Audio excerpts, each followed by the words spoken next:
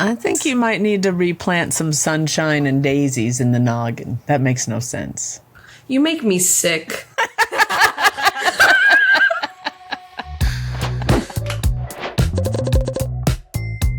Say it ain't so. Your love is a heartbreaker. So I noticed that I start every podcast singing. That's true. It's true, and you know what? You're welcome. I love it. I love it. Well, how are we doing? We're good. Fan-freaking-tastic. Yay! Excelente. Yay. All right. Sí. Que asco. Que asco. Claro que sí. Claro que sí. What does que asco mean? That's disgusting. Yes. That was the phrase that Jacqueline learned in her high school Spanish. Que asco. And you know what? It's carried her through many, many years. Lots of stuff. It's very good. Yeah, I mean, I wasn't learning much. Our final was making a Cubano sandwich. Our teacher brought a panini press. The teacher just wanted to be fed by his students. Yeah. And I said, I'll bring the paper plates. Smart move, smart move. Yes. But he brought his panini press from home. I love that. There you go.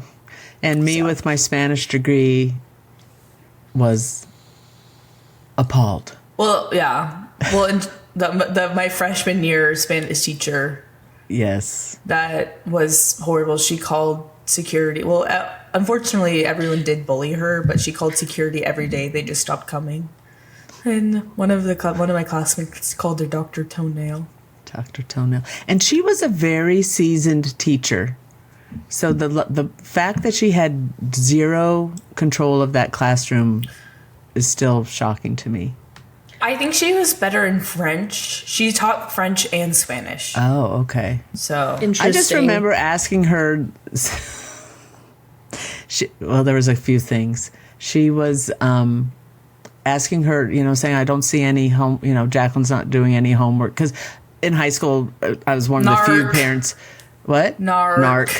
Why are you asking for homework? No, I just said I haven't seen any work or something, because I was one of the, most parents at that school didn't go to the conferences or anything like that. But but she said, I don't give them any homework because they're never going to do it. I don't give them work because they won't do it. She didn't believe in us from the jump. Yeah. She set a precedent that was just not...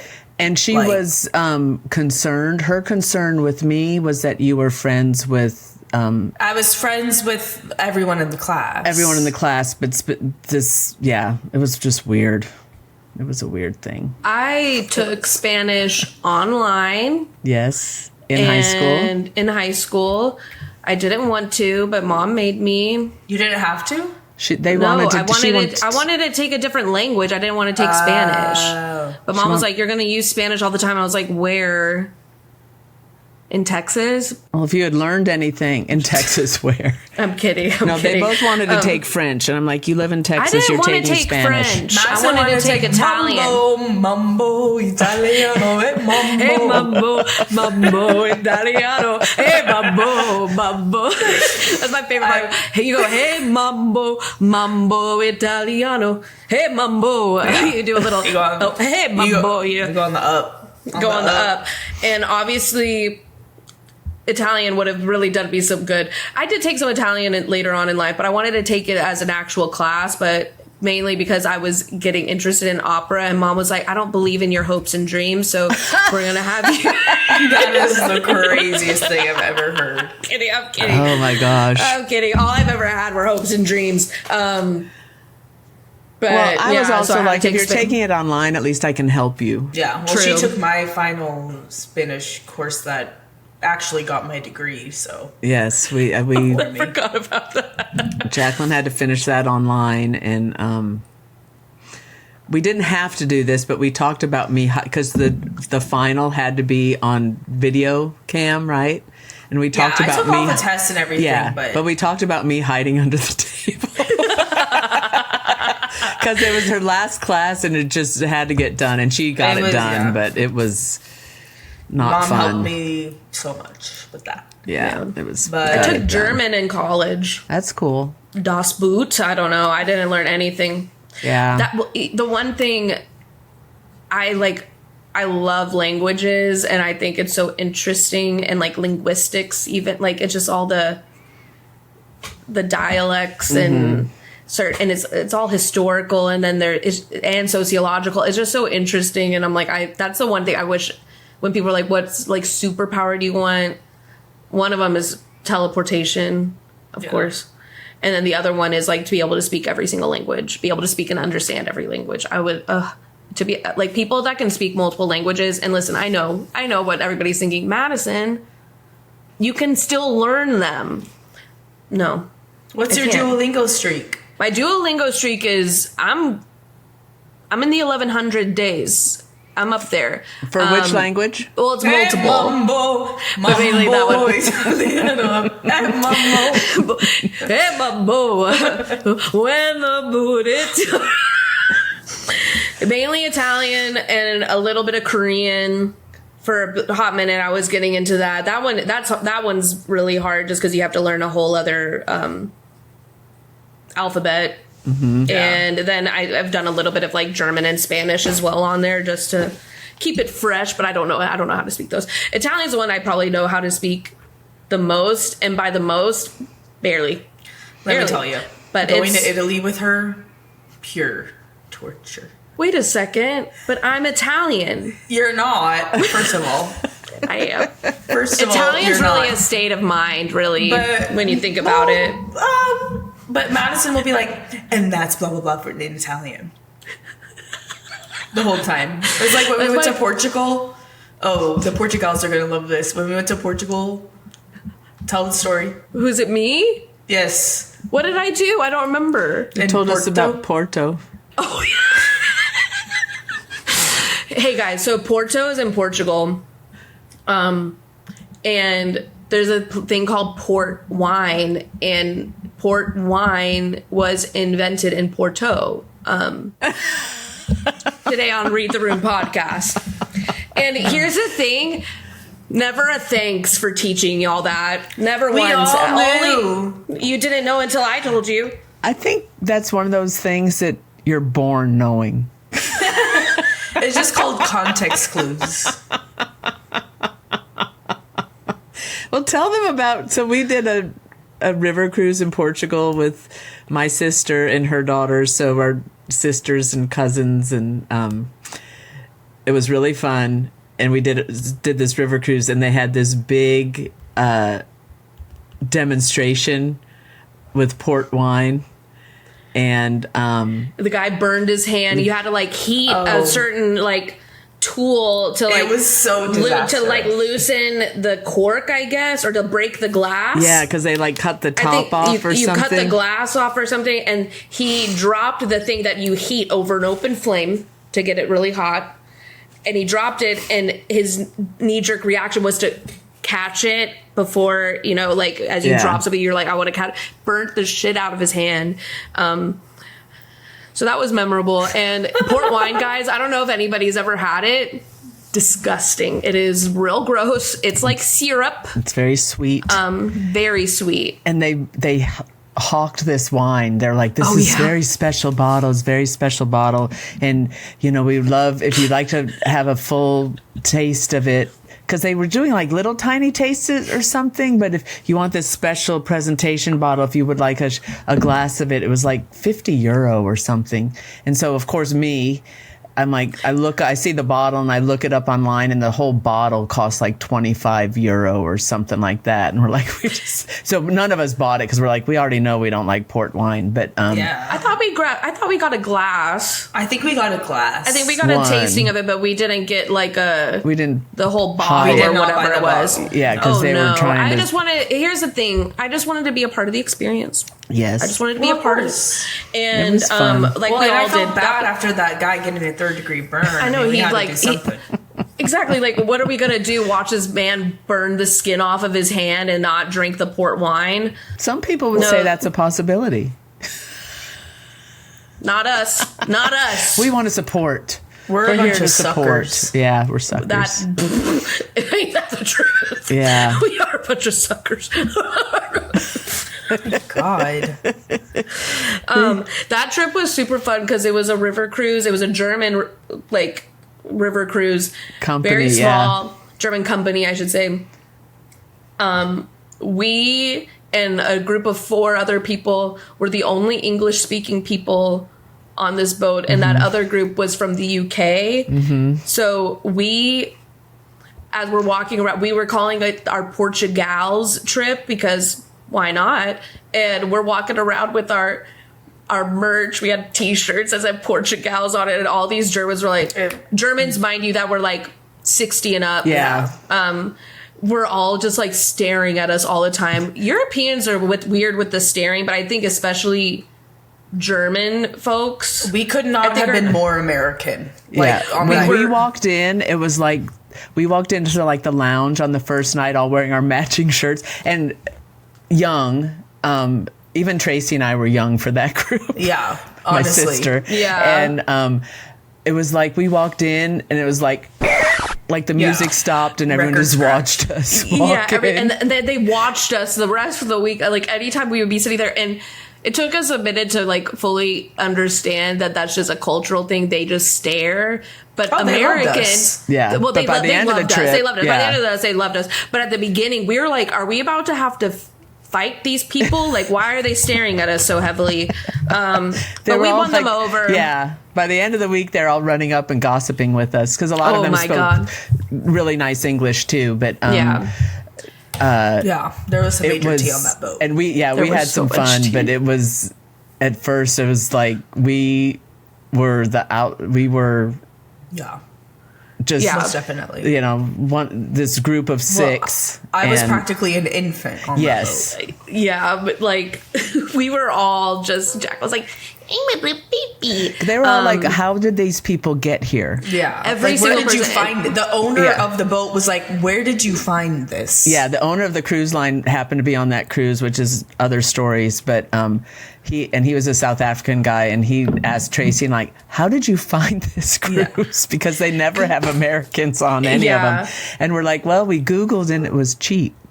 And you know what? And here's the thing. I would do it again in a heartbeat. So absolutely. We had so much fun. It felt like almost, because a river cruise, the boat's so much smaller than like what we I think of as cruises here in this US. And so you really got to like know a lot of people on the boat and like recognize them. So it felt a little bit like summer camp. Like I was actually, Jacqueline and I, like the night before we were like getting off the boat, we were like, I'm actually kind of really sad because Jack and I also became became friends with the people that worked on the boat because we were closer in age to them than the people. Often like we went out with them one of the nights too. They took us out in Porto, which I don't know if you guys know, in Porto, that's where port wine was created. So anyways, thanks for telling us. You're welcome. And so they took us out in Porto, and that was a great time too. But it was just, there was a lot of characters on that boat, a lot of Germans.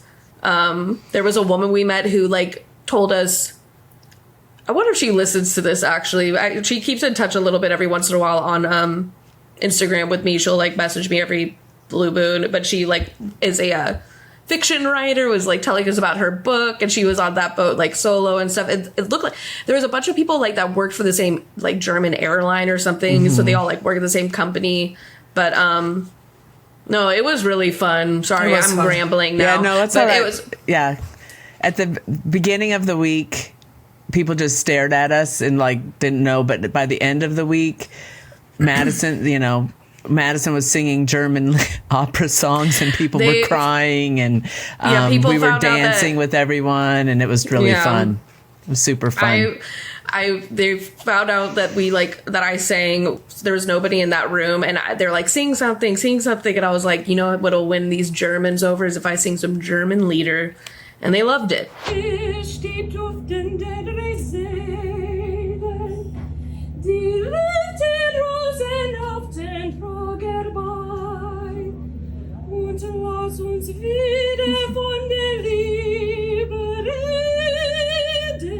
And then as nice as it was to be like everybody like coming up afterwards. It was very nice. But then after that, every night it was like, sing something again. And I'm like, I'm not getting paid. I should be. And then we became the entertainment. They were like, well, let's do the Macarena. You guys know the Macarena now. You Americans know the Macarena. We're like, yeah, we know the Macarena, of course. Then the Macarena comes on. They drag us out to the dance floor. None of them danced it. They just watched us do the Macarena. And me and Jacqueline are out there. I would do it. I'm like, come on up here. Let's everybody. Yeah. Oh, come on up to the dance. And they're all just like. It was like dance, monkeys dance. Yeah. It was crazy. They wanted the Americans to make a fool. But of course, we're here to perform. If you want entertainment, say no more. We're here to do it. Yeah. And you know what? This back's sore from having to carry all of that, all that showmanship on that boat. That was fun. The Portugals are trying to get another trip together. Yeah. Yeah. And we got to mention, I have to mention our guy. I'm going to say his name, Ashley, who was our server. We love you. He was our, one of the waiters on the ship, and we'd always sit in his section for, meals, and he was, the sweetest guy. And he is a rapper. I'll plug him in. I haven't talked to him in a really long time, but he was the sweetest, and it was just really fun. We just made a lot of really cool connections with people on that trip. So highly recommend if you ever think about doing a river cruise. I have something I want to bring up. Please do. And this is something I've been seeing on the TikTok. Oh. That I really would love to hear your thoughts on, and I'm sure maybe some of y'all have seen this as well. It's called, I've been seeing people talk about their family and how their family recreationally argues. They use this term, recreational arguing. Meaning you're just arguing for the sake of just having a fun debate. And I feel like that is our family. I have not heard this term before, but as soon as you were defining it, I was like, It says, here, I have it pulled up on Google. Recreational arguing, known as heuristic arguing, is when someone engages in arguments not to solve a problem or reach a conclusion, but for the enjoyment of the debate itself. I have a casserole in the oven. Yeah, it's not, but it's I wasn't seeing it. I wasn't. What I was seeing was just I didn't realize that other families also do this. For example, I feel like a lot of reason why this podcast is a thing is because of that. Yeah, because of it's interesting, and also just a way of our show of love for each other is teasing and whatnot, and not everyone understands that. When Drew and I first started dating, he was like, what? He's your family's always yelling and yelling at each other, and it's no, but it's not that. Yeah, because when you really listen to what we're yelling about, you're surely nobody would take this so seriously to be having an argument about it, but that is how I feel. Even with some of my friends, my closest relationships too, that's how I interact, and it's not to be combative or anything. I just think it's fun to get into to take certain topics so seriously that you're getting into a bit of an argument with someone over it. And I think it's healthy too, because I think we weren't having little arguments and then being yelled at for having an attitude or anything, you know what I mean? So I feel it made it safe to bring stuff up if you disagreed with anything. Yeah. This reminded me though of a story of when we were on a plane.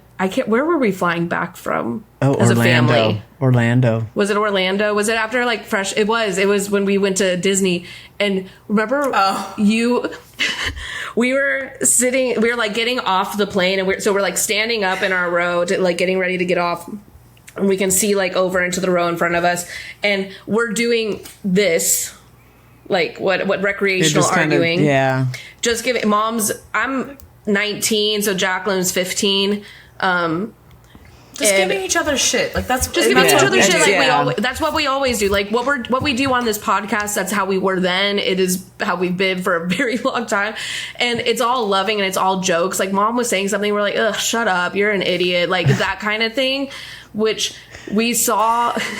I can't even remember what it was that we said, but I just will never forget. Jacqueline and I saw the woman in front, and she was like a young mom, I think, because I think they had a little one like sitting with them too. And she was texting somebody. We saw her text. She's like, this family behind me has been watching too much Honey Boo Boo and they're crazy. And it... Excuse me, sorry for coughing. And you know what? Yeah, she's right. Obviously, Darcy's like mentioned in the previous podcast how much she loves watching 90 Day Fiancé. Yeah. So we like some reality TV. But I just think it's so funny because what we were even saying, we're like, this isn't even the worst that we've like given each other shit. And also it wasn't anything. Like we were just like goofing around and you were laughing as we were like, what do you think about it, Mom? Yeah. I think arguing is it sounds negative. So I don't think of it as arguing, but it's like it's almost like riffing. To me, but I mean, I could see where people would think it was arguing because they don't know the heart behind it. I guess I don't know. It just it's like having an open disagreement for no sake of like anything besides just like no, but this is what I think. Yeah. And we don't have to all agree, but it's just everyone gets to say what they think, and I'm proud of that as a mother. Frankly, that you guys can say what you want to say. I think of it as a positive thing. Yeah. Same here. In many ways, what frustrates me about it is whenever people assume or have presumptions of how our relationship is. Like with Mom, especially, like people are like, "Oh, she's so mean," and it's like you kind of. Like, I know this probably seems mean and like, yeah, I am mean, I guess. Like, I'm just really dry, but it really bothers me when people like say stuff about how we interact with each other. Cause like, you wish you had this relationship. Ain't that the truth? Well, no,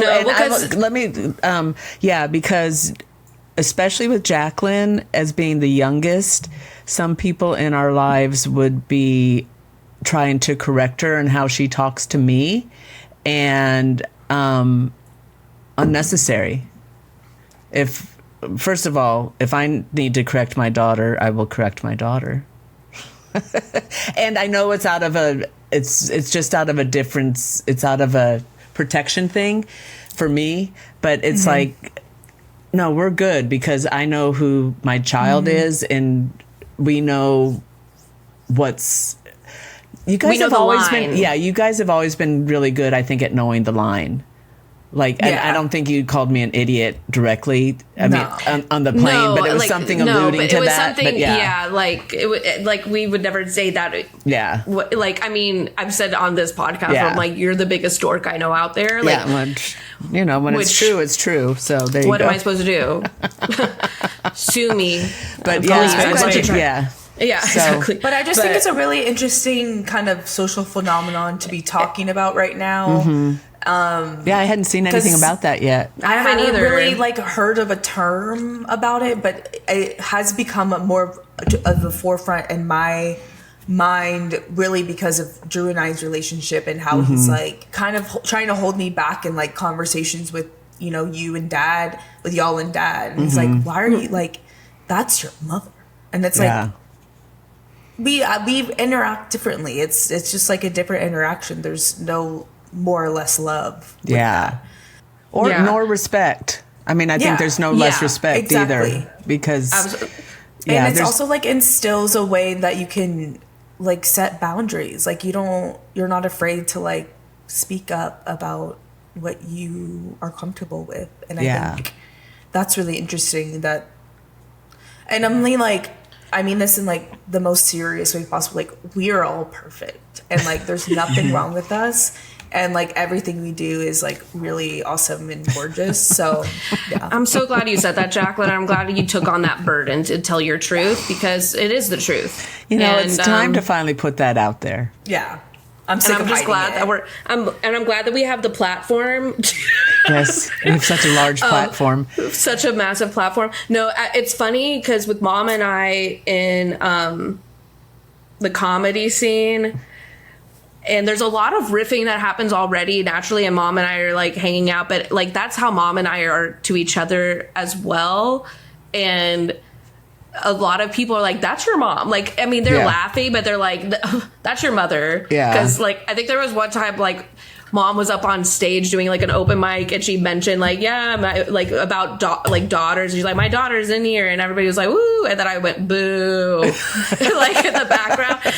And one of our comedy friends was like, Madison, no, that's your mom. And I'm like, but that's how we are. Like, and it's not, and you weren't like, my daughter just booed me, because I'm like, it's just the way that we show love. And also, to me, I think there's like, when you mention respect, I think it kind of shows that, like, there is an equal, like, you're our parent, but at the same time, like, there's an equality to this, like, the way that we're able to, like, talk to each other. Yeah, I think there's mutual respect. I mean, I don't demand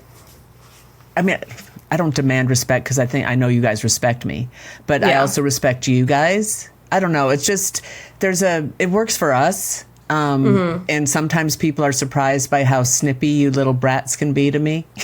How dare you? Rare.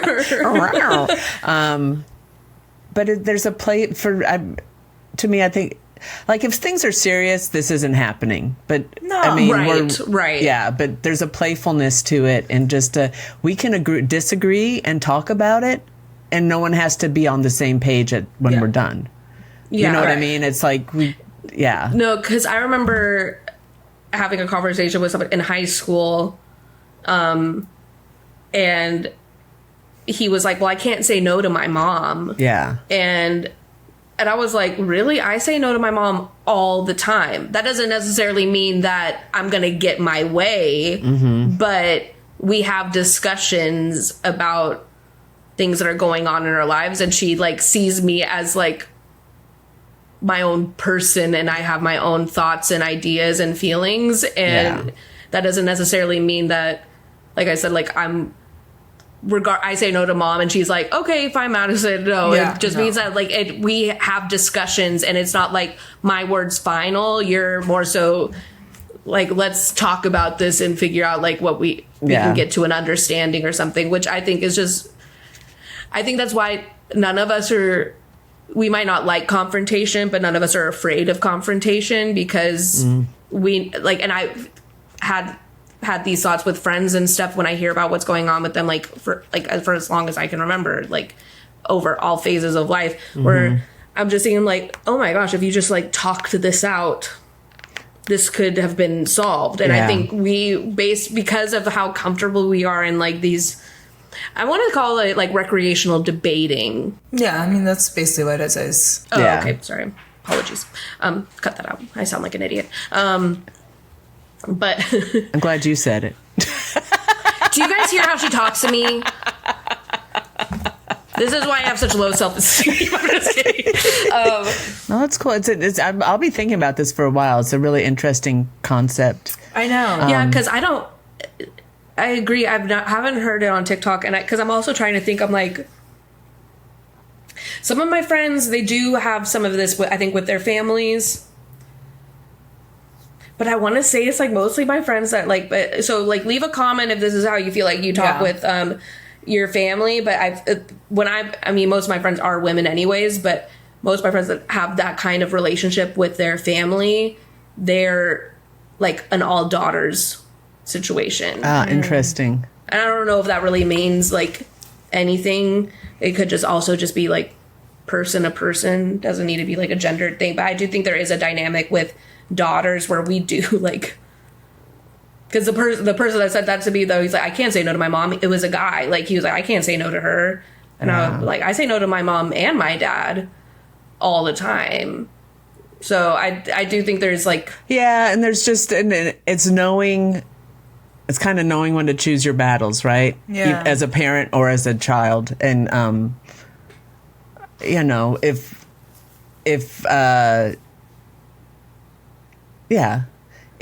Madison was like, you know, I want to go to Hawaii for a week, and we said no, and, you know, okay, no. Yeah. It's just certain. That's a weird example, but yeah. But because it's like, this is kind of more just like arguing for argument's sake, and which I guess we kind of do as well. But it just that bleeds into kind of like more of actual conversations. But I don't. Yeah. I feel like that's for us. I don't know if that's. Yeah. For everyone else, because I mean, our dad is the biggest contrarian there is, and he will just say, "I disagree," to fuck with you, even if he does agree. Yeah, it's definitely a dad side of the family trait, stirring the pot. From his dad too. But I'm curious if anyone else thinks that their family is a recreational arguing family, debating family, and then we want proof. So take a video of your most recent debate and send it to us, and then we'll be like, yeah, that's it. Yeah. All right. No, okay. I saw there's been some clips lately too. Like speaking of TikTok, of just dads, in their natural habitat, which is fixing something in a house and like losing their mind. And there's this clip that was going around, and if I close my eyes, I'd be like, Terry, is that you? Where he's just, because I think everybody's experienced a dad moment where they're trying to fix something and it's just not working. And he's like, son of a bitch, motherfucker, I fucking hate this house. And I'm like, oh my God, I've heard Terry say this on multiple occasions, not only at the house we grew up in, but also in this home when he's come over to help me with Madison, things. Help me things. He's like, this place is a dump. I hate this place. And I'm like, Thank you. I was really glad to see that because, and I sent the girls one of these TikToks of a guy with a ceiling fan, and he goes, I hate this fucking house. I'm like, I could have taken this video. Yeah. And I didn't realize that I didn't have the only one doing this. So it's good to know we're not alone. It's still, I mean, it's them blowing off steam, but it's, I've learned not to react as much to it. But I've learned that it's because Dad helped me. It's part of the process. Dad helped me like redo my closet, and it was a nightmarish experience. And he was losing his mind, and I felt so helpless in there. And miraculously, he actually, after the fact, like apologized for how much he was like yelling. So there's growth. But I've learned that I'm like, he's not yelling at me. He's like yelling at the situation. It still doesn't make it feel great. But unfortunately, I have that trait. I do too, a little bit. Not as much as you, Jack, but it comes out every once in a while. Jack. I've never done anything like that.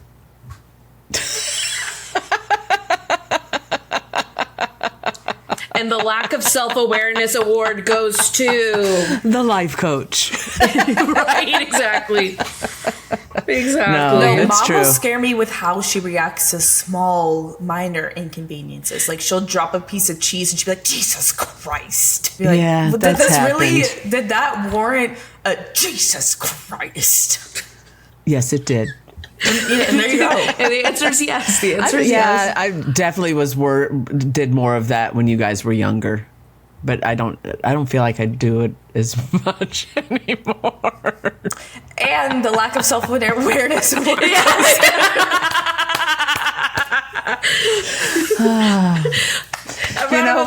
do it. Oh my God, I do it. I do it all the time. I was on the phone with Mom once, like driving through Dallas, like driving home from somewhere. And the driving is what gets me every time. And I'm like, oh my God, there's Terry. And I was like, I hate humanity. I hate everybody. Honestly, we've had a good run. Just end it. And she was like, oh my God. And I'm like, that is pretty drastic, I guess. But I'm like, that is Terry. That is Terry to a T. Yeah. To a T. Yeah, so let us know if you guys are recreational arguers with your family too. I'm curious with your now. loved ones. With your loved ones. Yeah. Drew and I definitely are. They are. Are I was you? FaceTiming Jacqueline yesterday, and she started talking to Drew, and they were just going back and forth. And he said, I can't remember what he said. He was like, you don't talk to like something about, and I was like, hey, I'm like, I'm on this. It was something about me or whatever. Well, I don't know, because but like he had it was people coming over, and so I was like, he was like, I'm gonna help clean the house. Or like, I'm going to clean the house. And I was like, oh, I'll help you. And he goes, you're only saying that because you're on FaceTime with Madison. And so obviously that's right. I had a rebuttal. Yeah. So there was some recreational arguing happening there. No issues in the noggin here. No issues up here. Up here. Yeah. That's about right. That's about right. No, up here it's just a bunch of sunshine and daisies. In the noggin? And then me going, Okay. I don't know why I did that. Madison, I think it's time for us to be done. Yeah. I think You so specifically. I think you might need to replant some sunshine and daisies in the noggin. That makes no sense. You make me sick. Yeah, so gotta go. Time, Mama's gotta eat. She ate. There you go. 4 I plus ate. 4. What does Period. that equal? 8.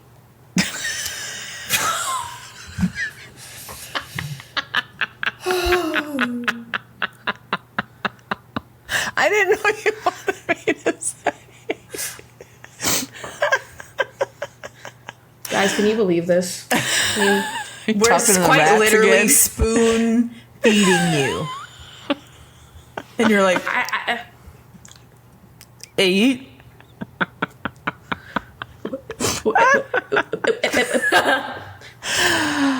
Well, Okay. thanks for reading Darcy's room today. That is correct. All right.